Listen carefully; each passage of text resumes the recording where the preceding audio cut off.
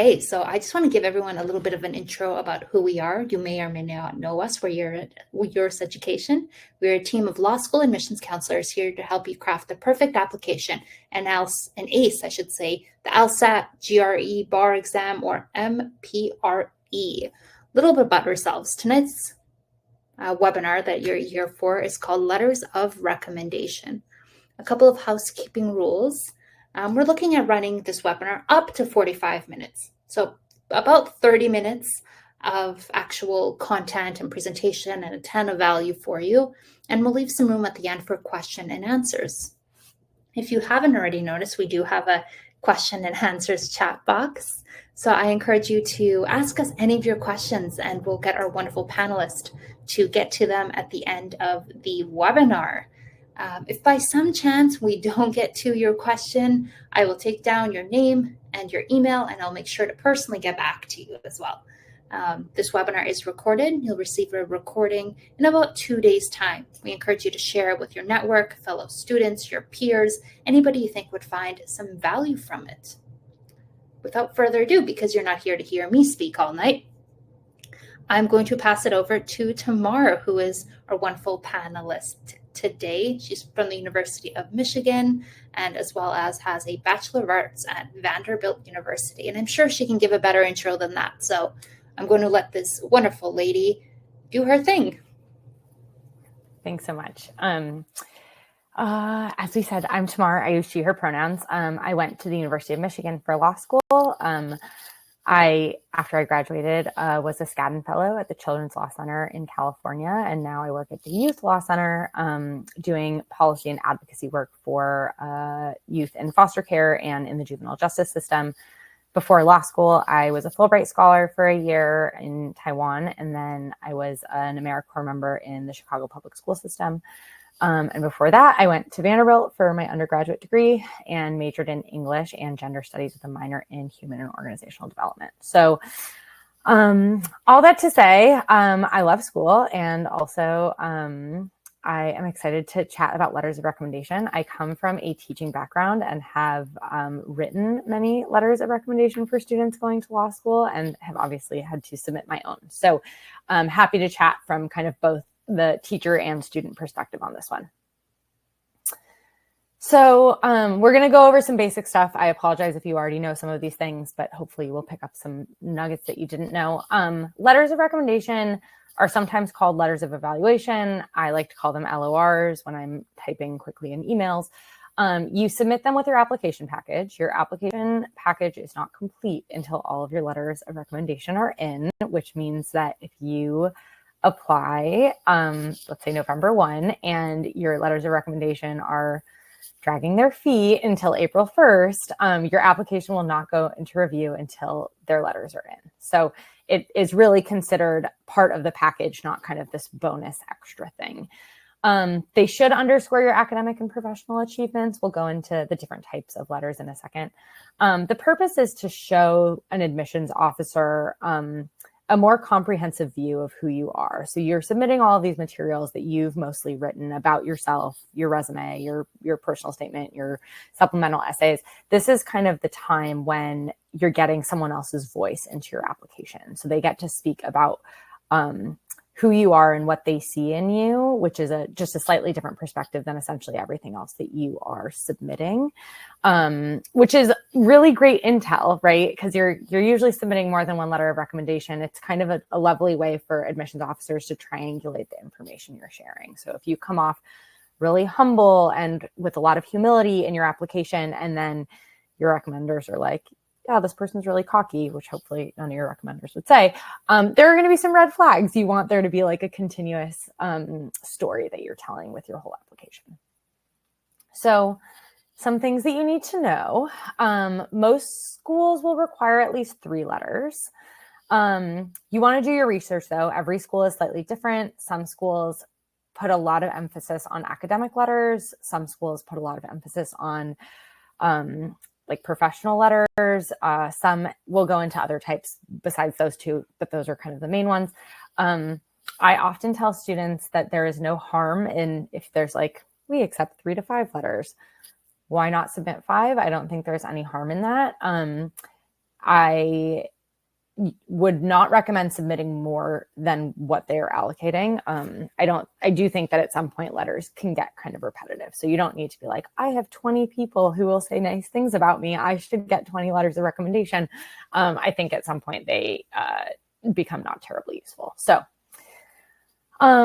this talks about sending more letters than are required. Again, most schools give kind of a range. They'll say we accept up to 4, we accept 2 to 4, we accept 3 to 5, that sort of a thing. I always tend, if you have strong letters, to go towards the upper limit if you can. But if you don't have, for whatever reason, then I don't know, you have 4 really strong ones and a 5th that you're like, I could ask this person, but it wouldn't be a great letter.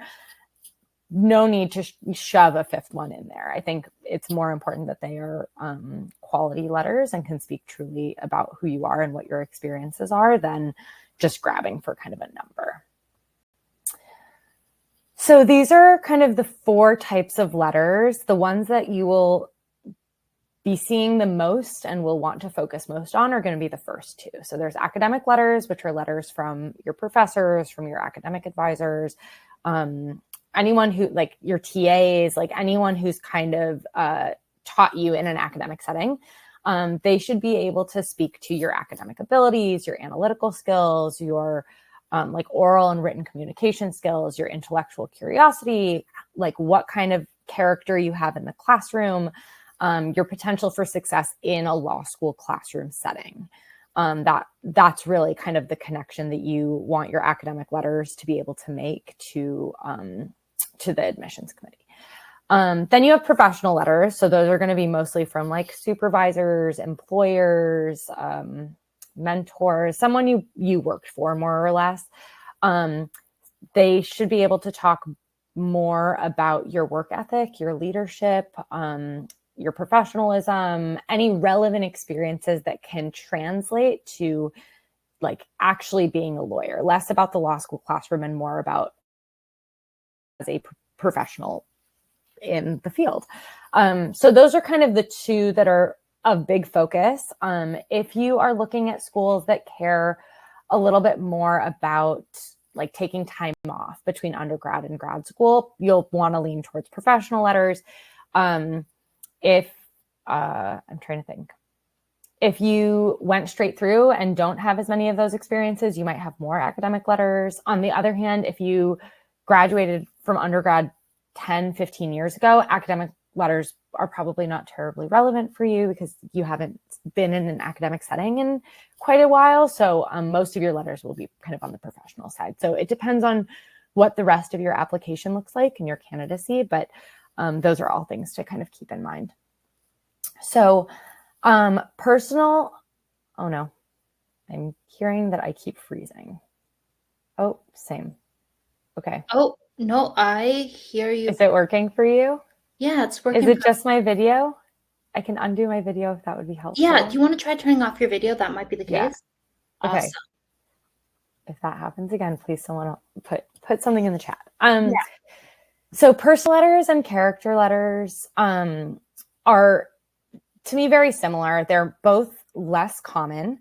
Some law schools accept them and might even ask for them. Some of them won't really mention them and will really just focus on academic and professional letters. These sorts of letters talk much more about who you are as a person. So your character, your values, some personal qualities, like your moral. So I think the focus that most of you will be seeing are kind of on the first 2, academic and professional, because those are the ones that are most often asked for. So these are the folks that you'll be generally asking for letters. So professors or academic advisors. Law schools love letters from these sorts of people because they can speak really directly to what it will be like to be in a classroom with you. And schools care a lot about trying to create a classroom environment that is diverse and has a diversity of opinions and is well-rounded for all of the students. They want to be able to hear about like how you will succeed in kind of a rigorous, competitive academic environment. So what I'm going to do right now is something that we do a little bit of a reboot. So I'm going to hit the reboot button. It's going to basically reset our room just to ensure that anybody who may be having technical difficulties will have access. Okay, so I'll just wait. Yes. Okay. Nobody loses their spot, I promise.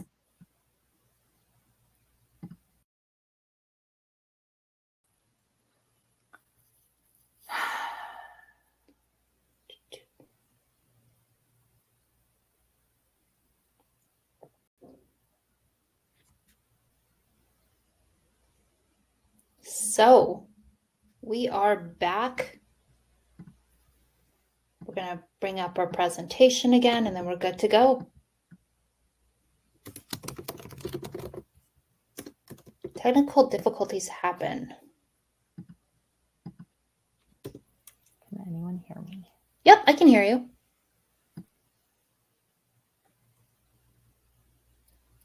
Yep, I can hear you.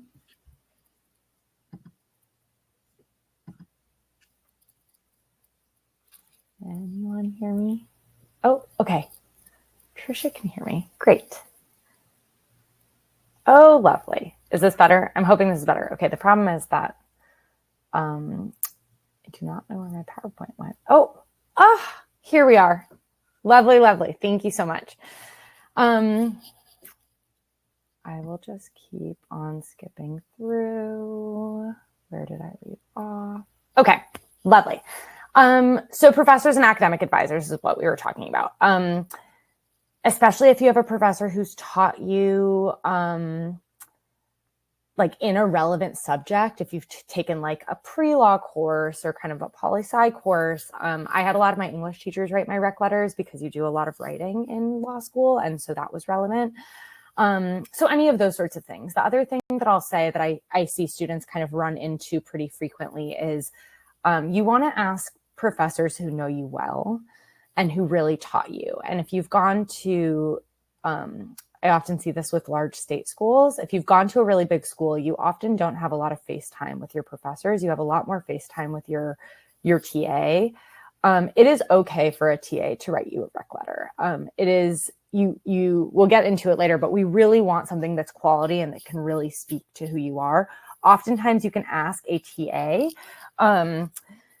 if they can have their like the lead professor like co-sign the letter if that's something of interest to you. But what you don't want is to ask someone who like really doesn't know who you are. You're like sending a cold email to someone being like, I took your class, you definitely have no idea who I am, can you please write me a letter of rec?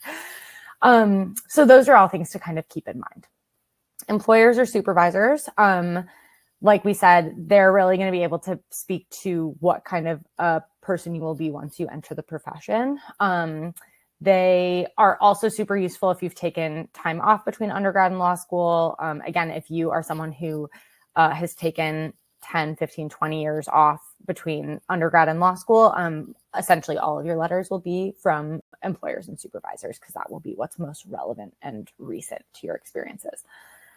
Legal professionals, if you have any experience working directly with a legal professional, like you interned at an attorney's office or you interned with a judge or any of those things, they might be a good candidate to write your letter or a letter of recommendation. I had a former boss who was an attorney write one of my letters of recommendation, and it was helpful for them to be able to say, like, as someone who is in this profession, I know that Tamar will be able to contribute in XYZ way. So all that to say, I think these can be particularly helpful. I also think that if you have like a parent's friend who is an attorney, that does not necessarily make a good recommendation letter. So if you only have professors or employers who are non-attorneys, those are totally fine letters of recommendation. You do not need to have a letter of recommendation from an attorney to get into law school. And I think the last one is coaches, mentors, and community leaders. My best friend from law school had played softball at University of Michigan, and her coach wrote one of her letters of recommendation. And that was a great letter because she had worked with the coach for 4 years and was really close with her and had lots of really positive experiences that she could speak to. So those sorts of things can also be really great letters. The best time to ask for law school letters of recommendation is very early. Very, very early. And part of the, I think, thing here to remember is that law school admissions are generally rolling. So what you don't want to do is tell your professor or your supervisor or whoever's writing your letter of recommendation, the deadline is March 1st. If you could just submit it by then, that would be great. Because if the rest of your package is ready to roll by December 1, your application is not going under review until that letter of recommendation comes in. And by the time that letter of recommendation comes in, there are definitely going to be fewer spots for candidates like you. So what I generally tell my students is you need to ask early, give them 2 to 3 months, sometimes more than that. You should tell them when you are expecting to submit your application. So if your deadline for yourself is like, I don't know, Thanksgiving Day, I want all of my applications in by Thanksgiving Day, that is the deadline I would tell your professors or whoever, because that is really the time that you need it in. You don't want to give them so much extra time that I actually had this happen to a student this year where they told the professor that they wanted to get their applications in by Thanksgiving, but technically the deadline wasn't until February. And the professor said that they would get it done by February, but not earlier. And it ended up being not a fun situation for the student. So again, I recommend making sure that you align your timeline with the timeline that you're giving your recommenders. You want to be mindful that there are busy periods. There are busy periods in just about every profession. Finals time is a hard time for professors generally to write letters. Some professors like to write over like winter break, right? Or summer break or whatever. Some of them would prefer not to. So that's also something to keep in mind. Midterm season, end of fiscal years for people who are like at kind of nonprofits or I guess even for-profits. So those sorts of things are things to keep in mind. Again, if you're giving people ample notice, this is not something to worry a ton about, but it is something to just be mindful of. We went over notice. The other thing that I would say goes with kind of notice is that when you ask your recommenders or your potential recommenders if they will be your recommenders, you also want to give them some context. So I often don't attach things without being asked, but I'll say if it would be helpful, I can send along my resume, my personal statement, and a list of the schools that I'm applying to. And lots of people do want to see those things. They want to get a sense of what the rest of your application looks like. Sometimes they'll ask who else is writing you letters of recommendation so that they can have like a better sense of like, okay, I'm the only professor writing for this student, or I'm the only professor in, I don't know, their pre-law program or whatever. I should focus on those things. They really want to be as useful to you as they can. So they might ask for those things and you should be ready to provide them. I have seen many professors ask if, or not even professors, actually just recommenders ask if you will draft like some ideas or like either some topics or like, can you remind me of an anecdote that would be helpful to share in this letter? So making sure that you put some thought into that, like what are some experiences that I would love for them to highlight in my letter? Making sure that you have those kind of on the ready if they ask for them. Follow up politely. They're doing you a huge favor and you need to be mindful and gracious about that. You should not assume that they're going to say yes to this. Some people say that they can't because of timing things. Some people say like, I'm actually not going to be the best recommender for you. You should go with someone else. And so you want to make sure you've given yourself enough time to possibly find someone else.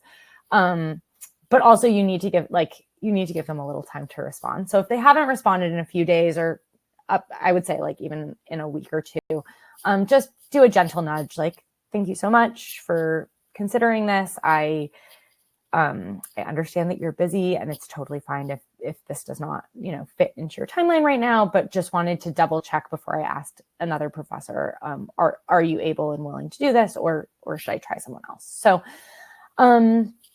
anyway, making sure that you follow up and then be super grateful and gracious. You want to thank them for writing your letter. Many of them want to hear like where you get in and where you decide to go. thanking them again after you've gotten in somewhere. Like those sorts of things mean a lot. And honestly, you might need them again for letters of recommendation later. Like often you need letters of recommendation for your 1L summer. And you might be calling on those same people to do a letter of recommendation at that point. So you want to make sure that you are leaving a really positive experience in their mind so that they'd be willing to do this again. An impactful letter of recommendation. You really want specificity. So what you don't want is someone who can look at a recommendation letter and think like this professor or this supervisor or this whoever could have just copied and pasted this and it could be relevant to like 100 different people. And it's like, it says nice things, but they're all like so generic that it doesn't actually help me understand this candidate better. What you want is someone who can say, like, Tamar has a really strong work ethic, and here is an example of how I know that. And you want them to be able to provide those examples. So for professors, often talking about like how you worked on a group project or how how your final paper stood out from others. For supervisors, like being able to compare you with the other people that they've supervised. If they've had, I had like one letter of recommendation mention one time, like how I was like really concerned about a confidentiality concern that they hadn't thought about before. And that was like a really specific instance that I would not have remembered. And so you want them to be able to like really talk about specific instances where that letter would not be useful. Like they couldn't submit it for someone else. I think that those are really compelling stories, and that's what admissions officers really want to see. Some of those like really concrete examples. Here's what should be included in your request. Again, introduction for what you're doing, where like that you're applying to law school, why you're reaching out to them, state that you're applying and that you are seeking support by them writing a letter of recommendation for you. It is often helpful to remind them what your relationship is with them. Like supervisors see a lot of people and they might forget when you worked with them, what the dates were, and those dates are relevant because they'll want to mention that in their letter. Like I worked with Tamar from, May 2023 to December 2023 in XYZ capacity. So you'll want to remind them of that in your request.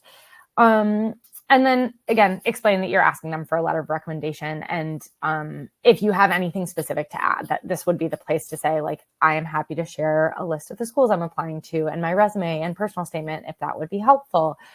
Please let me know what additional materials you would need from me. If you're super type A, which I assume many of you are because we're lawyers, you can say, like, if possible, I would love to hear back from you by X date. Again, I would not say by like the next 24 to 48 hours. You want to give them a week or two. And like, please let me know either way. I really appreciate all of the support that you've offered, that sort of thing. You want to provide application details. Again, that's like deadline stuff. Sometimes I actually include a lot of these pieces in a follow-up email after they've said yes. So once they've said yes, I'll say like, okay, here are the details that you need. Here are the law schools or the programs I'm applying to, the deadlines. Again, I usually do one firm deadline. Like I'm applying by December 1. I need that. I need the rec letter in by December 1. Submission instructions, you should explain to them. Most of them will be through LSAC. LSAC will contact them. You should explain that and make sure that they know to like check spam, or that if they receive an email from LSAC, it's not spam. They should open it and they have to create a portal. Any relevant materials, again, lots of thank yous, lots of gracious things. And then following up, some of them might request like a phone call with you or a Zoom call, especially if it's been a second or two since they've worked with you, just to catch up and hear how you're doing and feel like they have a better sense of who you are. So those are all things that you should calculate into your timeline as you're thinking about how much time to give yourself and to give them to write this letter. Some tips. We went over specificity. We want them to be able to give really specific, concrete examples. That letter should not be able to be used for someone else. We want them to be able to demonstrate your capability either as a student or as a professional. Those things are really important. It's also therefore really important that you ask someone who knows you. I sometimes get students who are like, my dad's brother's girlfriend is, I don't know, like a dean at a law school. Like, should I ask them to write me a letter? And my general answer to things like that are like, probably not. Does your dad's brother's girlfriend know you in a professional capacity? Has she taught you before? Like, I don't know what kind of relevant information would come from a letter like that, except for what you imagine is like them dropping their name. And honestly, names don't matter that much. It's much more important that you are giving them kind of a more holistic picture of who you are as a candidate and the work that you would do under supervision or under, guidance from a professor, than name dropping cool people. So that's kind of my general take on those sorts of questions. And then quality over quantity. This is something that you might not have control over. Not only professors, but some people are long-winded. Often professors are long-winded, but some people tend to be long-winded. And so their letters can be 2 pages. I'm really hoping that they don't go on to page 3. But I think I've seen lots of really amazing letters that are only a page, and I've seen some really great letters that are 2 pages.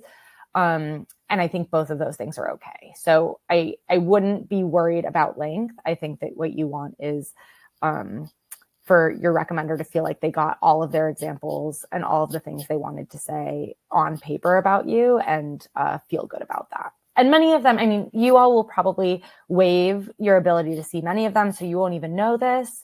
If you don't waive your ability, that's okay too. But again, it's really quality over quantity. I would not worry about the length. That is all I have. Wow, with 1 minute to spare. Okay. Did we get any questions? You did fantastic. Thank you. Yes. Yes, we definitely got. Are there any questions that anyone has?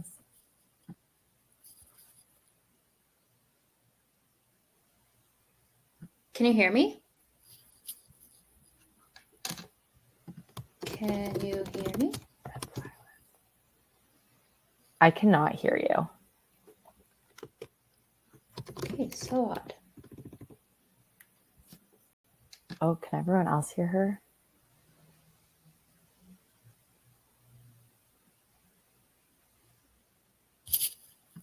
Maybe I'm the only one who can't hear you. Hey, so audience, can you hear me?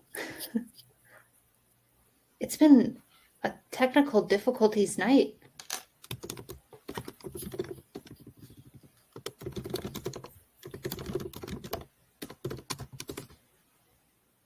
Okay.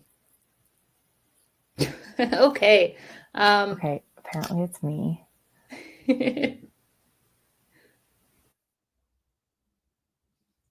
Okay, so here's what we're going to do, audience. We're going to reboot this. I'm not sure what's happening. I appreciate everyone's patience with us. We're going to try and reboot this and get Tamar back in the chat. Please stay put.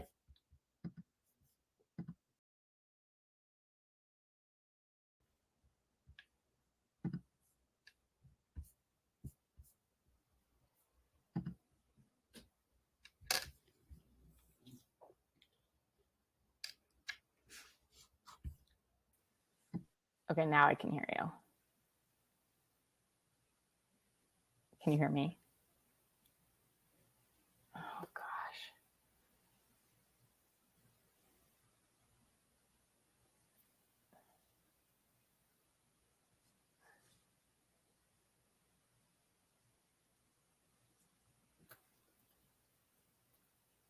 Andrea?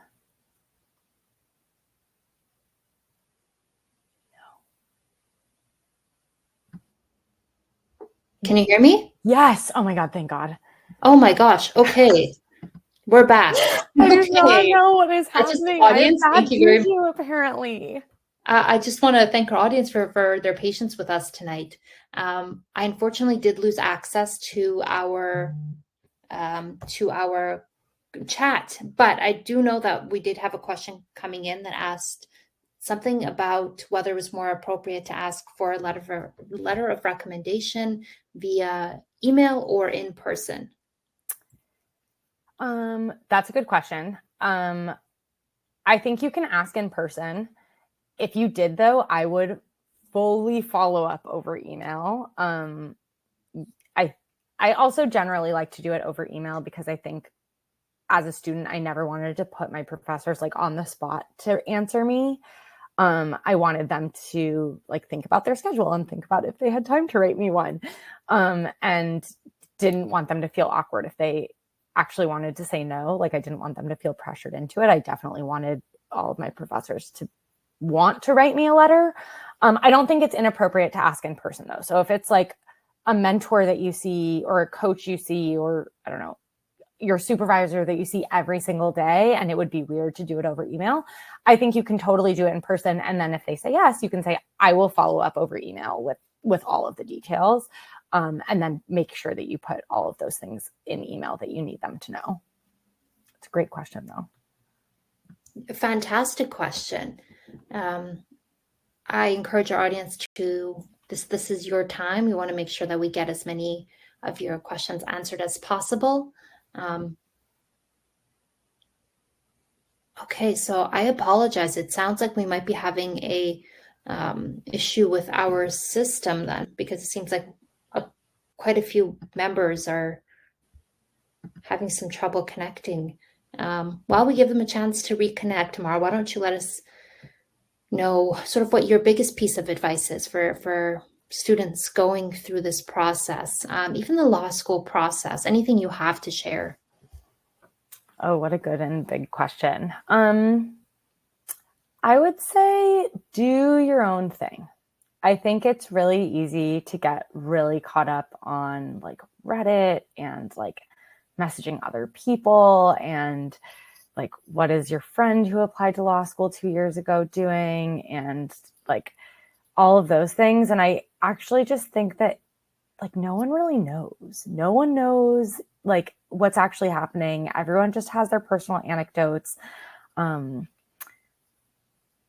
Lawyers are not always team players. I think it's just generally a good idea to like think about what's best for you and do that. And if that is applying to 25 schools, great. If that's applying to 5 schools, that's also great.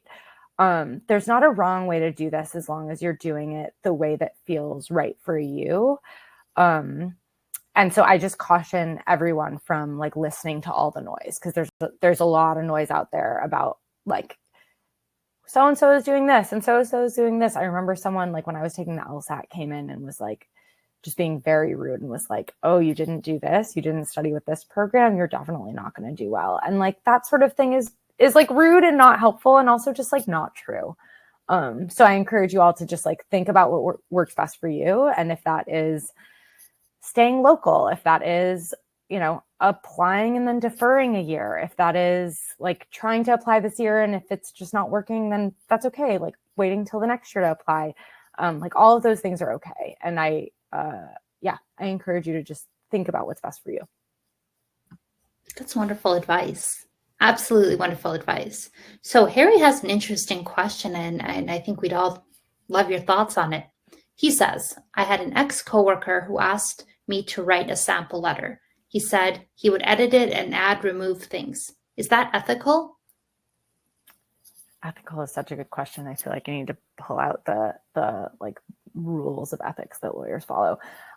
This is really common. I think that it generally depends on your comfort level. So like I, as a student, had a couple of professors for like a final exam. We had to submit a letter of recommendation that we had written for ourselves. And the teacher would say, if you ask me in the future to write you a letter of recommendation, I am going to pull out from my file the letter that you wrote for yourself.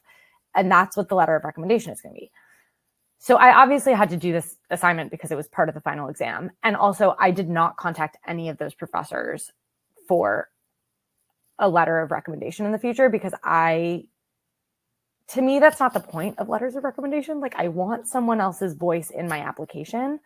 And so I did not like that. I know some people will say that they feel totally fine with that they think that they can probably write a better letter of recommendation than their supervisor.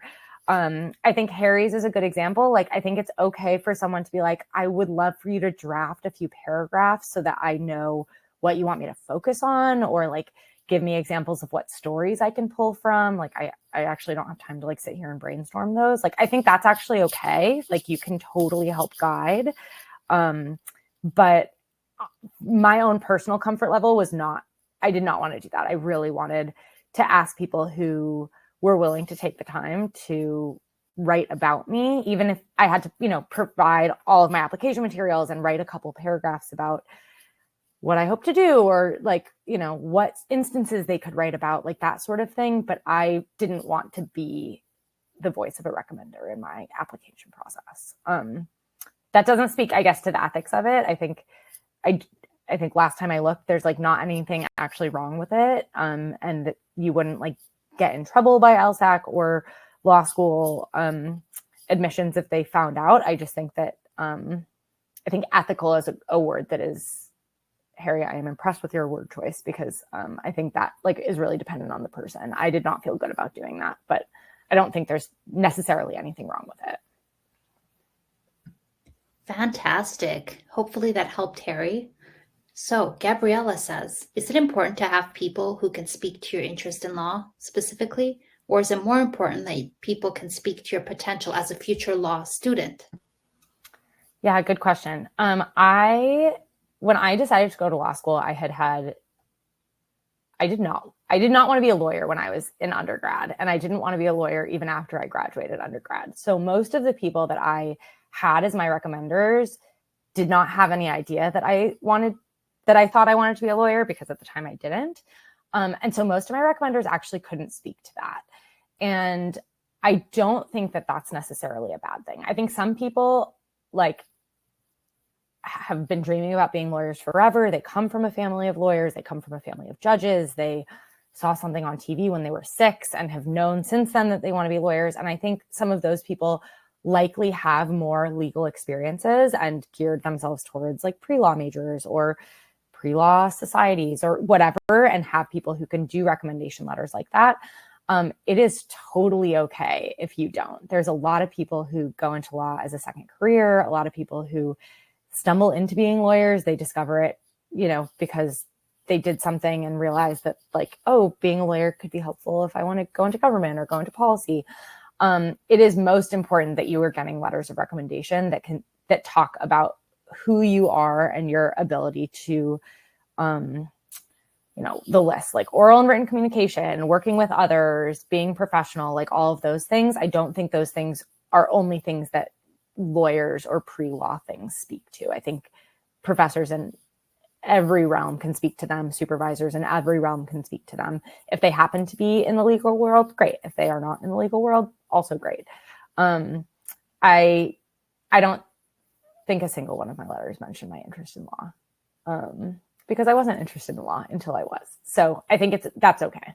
And you are demonstrating in your application that you're interested in law, right? Like that's part of what your personal statement is. That is part of like any of your supplemental materials. Like that's the story you're telling. It doesn't have to be the story that your recommenders are telling. Great questions. And thank you to our audience for submitting. Let's keep going. Does anybody have any other questions? I want to be mindful of time as well. I'll refresh your chat once more. Tamar, how are you doing? I'm good. I was actually just wondering, should I drop my email in the chat? Yes, please. Drop your email in the chat. Let me make sure I just typed it correctly. Yep. Okay. It's kind of long. I have a long name. But that is my email if anyone has questions or is looking for consulting. It was lovely meeting you all. I'm happy to stay on for a couple more minutes, but these were great questions. I know letters of recommendation can feel really daunting. And it's always like nerve-wracking to ask. It never gets less nerve-wracking if it makes anyone feel better. I had to ask some people for references to be my references recently, and it still was not fun to ask. It's always like, please, will you do this favor for me? And also like spend a lot of your time doing it. But also you should remember that like, if you are gracious, people are happy to generally happy to brag about you. They want you to succeed, and they know that you'll pay it forward one day, or hopefully that you will pay it forward one day. Like, we will all be in situations where we need to write letters of recommendation for people, and hopefully we will all remember the nerve-wrackingness of asking, and we will be good recommenders for folks in the future. Amazing. So we have one more question. James Hall asks, what clubs, organizations, and programs should you join when in law school to increase networking and employment opportunities? This is a good question. Some people have really strong opinions about this. I am not one of those people. I think that you should do what you like and not do things you don't like. I think there's a lot of people who would say, like, you have to do a journal, you have to do, I don't know, like outlaws, you have to do like whatever. I don't think you have to do anything. I think that if you enjoy doing those things, that's great. They take up a lot of time. They take up a lot of energy. As a law school student, I was not super involved. I was like full-time teaching and also being in law school. And I just like didn't have the time and energy to also be like the most involved student. And I don't regret that at all. I still made really amazing connections. I still have a ton of people I can ask to be like letters of recommendation. I still made some really good law school friends.